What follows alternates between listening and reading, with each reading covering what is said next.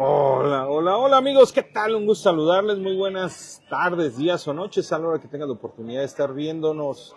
Así que, pues bueno, vamos a entrarle hoy al podcast de la semana. Se encuentra con nosotros, ¿qué te digo? El máster de masters, el experto en la guitarra, nuestro amigo Héctor Chávez. Y bueno, para empezar, ¿qué te parece si hoy hablamos de cómo prevenirte para el gasto que se viene de la entrada a la escuela? Este gasto que pues es no un imprevisto, ya se sabe que se tiene ese gasto, pero que de alguna manera siempre a todos nos agarra en curva, a todos nos agarra con con dificultades y andamos en agosto y septiembre padeciendo las de mil y una noches porque el gasto es mayúsculo. Y pues bueno, vamos a invitar a que Héctor tome la palabra y pueda estarnos platicando de este tema también. Buenas tardes, Héctor, bienvenido. Buenos días. Días, tardes o noches, tú ponle que ya es tarde, hombre. Bueno, hablar de prevención de gasto es hablar de educación financiera. Tenemos que tener en cuenta los principios de la educación financiera para poder establecer un criterio sobre el análisis que vamos a hacer.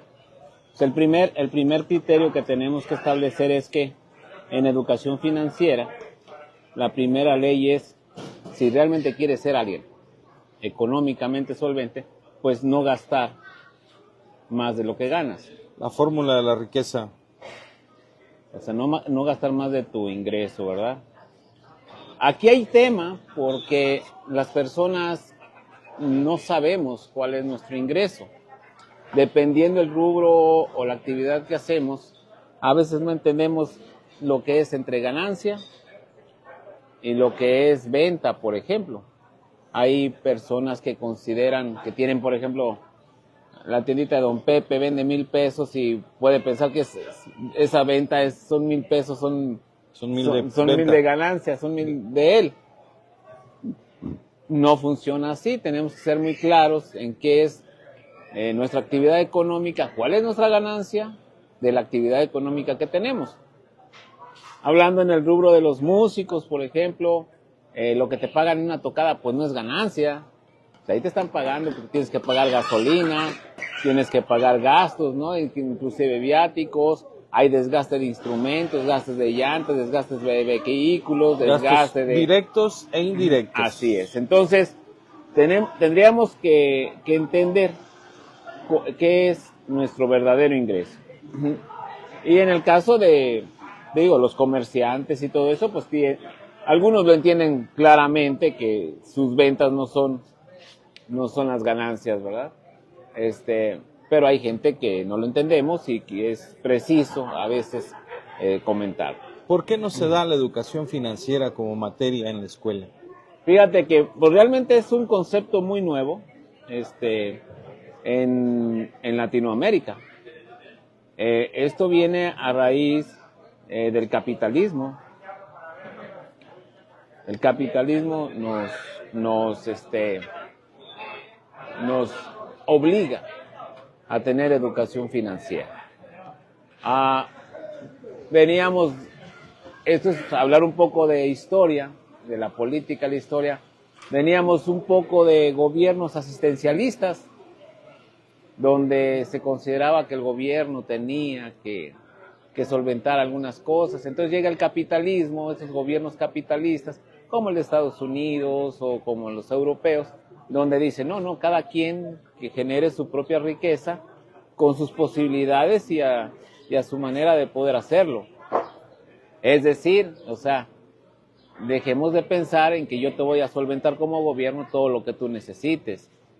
Entonces, se crea una materia que se llama educación financiera, y a partir de ahí, desde Churchill y todos estos ricos millonarios del siglo antepasado,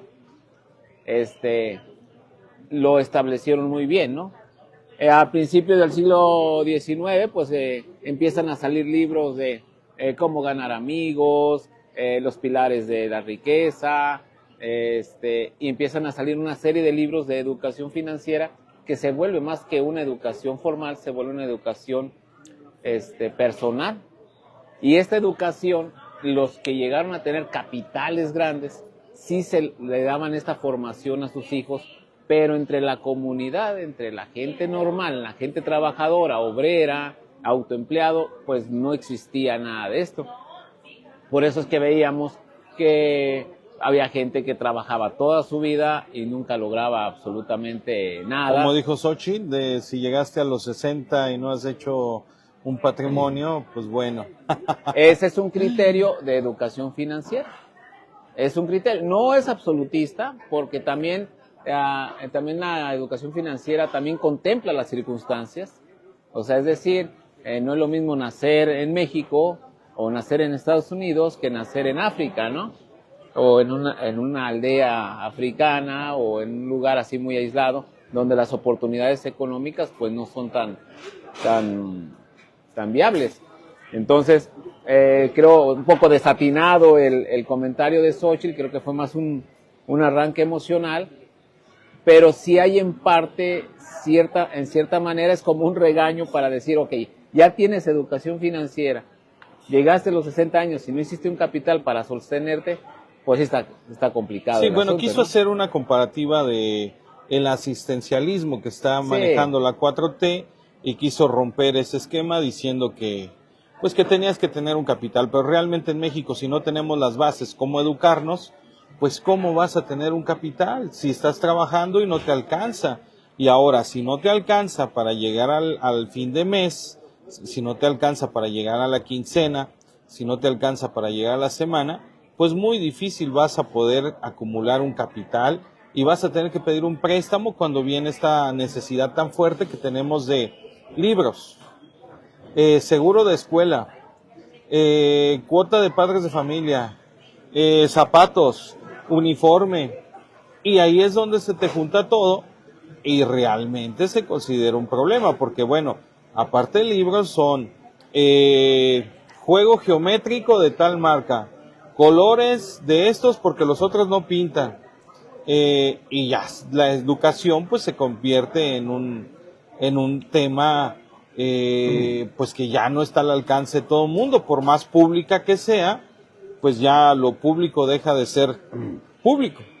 Sí, bueno, aquí hay dos cosas, ¿no? Yo creo que lo primero es ser conscientes de quién somos, cuánto ganamos, a qué nos dedicamos, y también yo siempre he estado en contra de intentar o de querer dar una educación a un hijo más allá de las posibilidades económicas que yo pueda tener. Esto conlleva muchos problemas, inclusive pues gracias a esos criterios muchas veces pues vemos muchos divorcios, muchos enojos entre los familiares. ¿Por qué? Porque a veces si el proveedor es el papá, digamos él como proveedor tiene un sueldo de 10,000 pesos, que analizándolo así, el sueldo de 10,000 pesos al mes no es su ganancia, es su pago, de eso hay que quitar los gastos, pero bueno, eso es lo de educación financiera. Y ingresas a tu hijo a una escuela donde pagas 3,000 pesos de colegiatura al mes, pues obviamente tienes menos de 7,000 pesos para vivir, y si a eso le añades que pagas una renta de 3,000 pesos, no, pues ya te quedan 4 para entonces, comer. Se vuelve y ahí es donde entra el problema de el gasto de la escuela. Así es, aquí lo recomendable siempre es hacer un análisis de cuál es mi ingreso fijo, si tengo ingresos fijos, y una vez sacando el gasto, cuánto me queda de ese ingreso fijo, cuáles son mis gastos fijos y cuáles son mis gastos extraordinarios, cuáles son mis ingresos fijos y cuáles son mis ingresos extraordinarios. Son dos cosas que deben de estar bien contempladas en papel para que puedas tener una idea de cuánto puedes gastar en pagar una escuela, o si no puedes, siempre tienes la opción de escuelas de gobierno, que ahorita con el asistencialismo del gobierno pues puedes solventar bastante bien. Pero a veces las presiones sociales o familiares nos llevan a tomar decisiones que después podemos lamentar, ¿no? Sí, es correcto, Héctor Chávez. Entonces, pues yo creo que aquí la primera recomendación para todos, la primera recomendación es hacer una lista ¿Ya viene? de ingresos fijos. Okay. Si en tu caso tienes ingresos extraordinarios, entonces contemplar una lista con un promedio de ingresos extraordinarios, luego hacer otra lista de gastos fijos y otra de gastos extraordinarios. ¿Cuáles serían los gastos fijos? Pues los gastos fijos se paga renta, la comida, la luz, el teléfono, todos los pagos que haces mensualmente, religiosamente, el internet y todos este tipo de gastos que no varían. ¿Cuáles son tus gastos extraordinarios? Pues pueden ser muchos y muy variados. Entre los gastos extraordinarios están las enfermedades, los accidentes y cosas no contempladas a veces como es la entrada a la escuela. Entonces, ¿cómo poder prevenirlo? Pues simplemente, como lo dijo el buen maestro Héctor Chávez, pues primero sacar tus cuentas. ¿Cómo vas? ¿Cómo te está alcanzando? Todavía estás a una quincena, entonces todavía puedes de alguna manera en esta quincena del 30 separar un poquito, amarrarte el cinturón, amarrarte el zapato y dejar un poquito de dinero destinado para el gasto extraordinario que vas a tener ahorita en agosto y septiembre.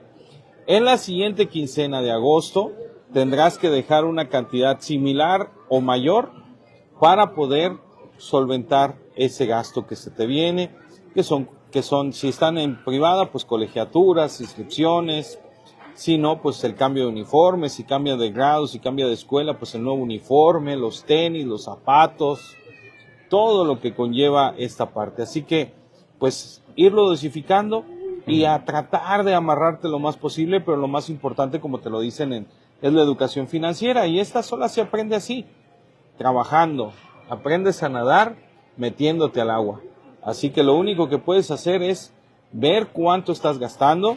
Esto te puede evitar un posible divorcio, te puede evitar posibles problemas con tu esposa, con tu pareja, con tu cónyuge o con quien tú vivas. Así que lo más ideal es que vayas viendo cuánto estás gastando, cuánto presupuesto pueden tener y evitar en estos meses de julio y agosto salir de vacaciones, porque realmente no son vacaciones, es un periodo nada más interescolar y que pues todo el mundo está trabajando. Son más vacaciones Semana Santa, son más vacaciones en diciembre, y en este periodo pues simplemente la actividad económica sigue, así que debes de destinar esa parte, porque si ya te fuiste de vacaciones y ya te lo gastaste, pues simplemente vamos a tener problemas ahorita al entrar a la escuela. Y esto es hablando del efecto y del problema pues a nivel financiero. A veces los papás no alcanzamos a ver el efecto psicológico. Es decir, ya una vez que ingresamos a los niños a la escuela, o al niño o la niña, y de alguna manera nos atoramos en pagos y nos están mandando constantemente recaditos, que pase a pagar la inscripción, que pase a pagar el uniforme, que pase a dejar los libros, que pase, y todos esos recados con los niños, a los niños les causa un estrés, ¿verdad? Un estrés al cual no deberían de pasar si fuéramos organizados y responsables. Y esto afecta en la educación del niño. Es muy tenso que la escuela te regrese al niño porque no llevó el pantalón del uniforme o la niña el vestido del uniforme. Bueno, ya te genera dos conflictos ahí, ahora atender al niño y cómo lo vas a cuidar. Así que, pues bueno, vamos concluyendo, amigo Héctor. Este podcast lo vamos a hacer un poquito más chiquito. ¿Qué podemos hacer para prevenir el gasto que se viene? Organizarnos. ¿Cómo puedes organizarte? anotando ingresos, anotando gastos. Es fundamental anotar todo lo que nos ingresa y todo lo que gastamos para poder tener una idea clara de en qué se está yendo el dinero. Ok. Ser claros, anotar. Eso es básico en esto. Muy bien, pues bueno, ahí están algunas recomendaciones que el maestro Héctor también está diciendo. Saludos al maestro Humberto, que también está por aquí, que ahí va.